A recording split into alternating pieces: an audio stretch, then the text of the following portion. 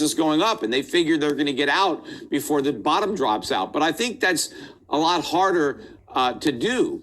I mean, people think that they can get out, but I think most people are going to be trapped. I think when it finally collapses, it's going to be very quick. And, you know, the market has been conditioned, right? Every time Bitcoin drops in the past, it comes back, right? So they've convinced the hodlers to close their eyes and turn out the FUD.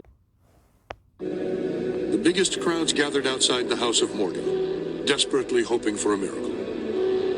Cheers broke out when word came that a consortium of bankers had agreed to pump hundreds of millions of dollars into the stock exchange to shore up the faltering market.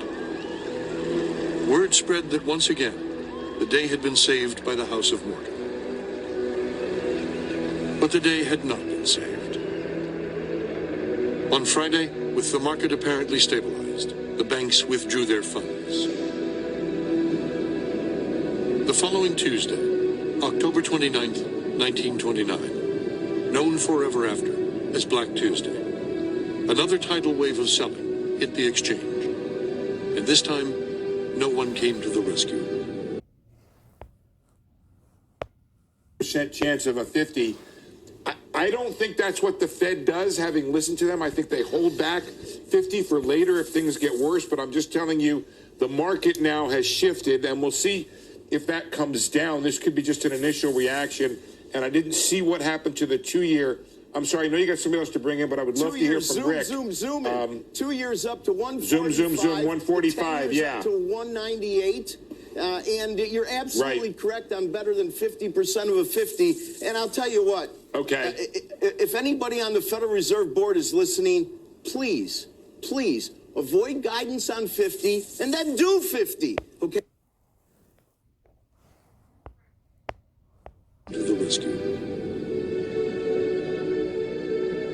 Nothing could stop it. Just people wanted out. And this was in the fall. Most crashes tend to be in the fall. And I think, again, it's human psychology. You tend to be more cautious in the fall. I mean, the speculations of summer that seem so brilliant, and suddenly when the chill winds of October come, you wonder if there's such a good idea, and you try to get out. And if too many people do that at once, that it causes the market to drop, which causes more people to want to get out, and suddenly, you know, the snowball rolls down the hill. Hour after And it comes back, and it crashes, and it comes back. So people now expect that every time it crashes, it's going to come back. So what happens when it crashes and then it doesn't come back? It crashes again and then crashes again. But people are stuck holding and hoping. Ultimately, that's what's going to happen. I mean, all the money that people make in Bitcoin is simply going to be a function of the money other people lose. There is no actual value being created by Bitcoin. You can only make the money that other people lose. Hour after hour, the market continued its descent into chaos and pandemonium as stock prices simply collapsed under the torrent of panicked selling. And desperate brokers fought and screamed and trampled one another to get out. 16 million shares traded that day, which seems like nothing today because we trade 16 million shares in the first 5 seconds of the business day. But the trading record set on the day of the crash, the 16 million shares, was not vested until 1969. It was 40 years before the New York Stock Exchange traded more shares than it traded on the day of the crash. The tickers did not stop running until 7:45, when the market had closed at 3:30, I guess.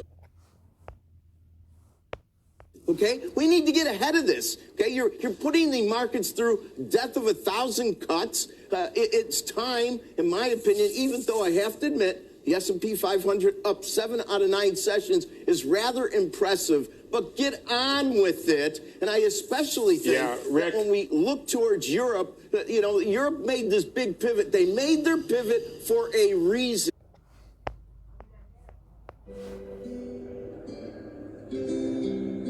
In the worst single day in the history of the New York Stock Exchange, the market lost $14 billion in value, bringing the week's loss to more than $30 billion, 10 times more than the entire annual budget of the federal government, and far more than the United States had spent during all of World War I. Worst hit in the short run were the thousands of small investors who, believing that everyone could be rich, had bought stock on margin, sometimes borrowing as much as 90% of its book value. In a matter of hours, in some cases minutes, they had lost everything: their life savings, their houses, and their dreams. And that's exactly what this is. It's got characteristics of both rolled into one.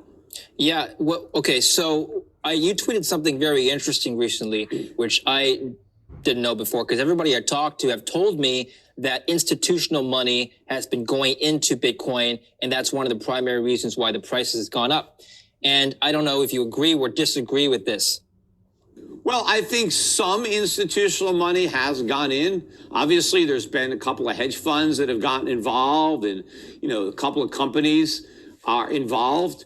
But as a percentage of all the institutions that are out there, it's tiny. But I think that it is being blown out of proportion. Their houses, and their dreams.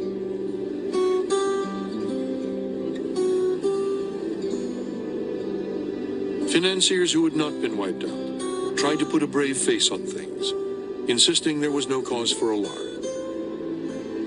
Prudent investors are now buying stocks in huge quantities, John Jacob Raskob told the New York Times, and will profit handsomely when this hysteria is over. Wednesday, October 30th, 1929. Mr. Raskob was asked if he believed that the decline in the stock market would have great effects on business.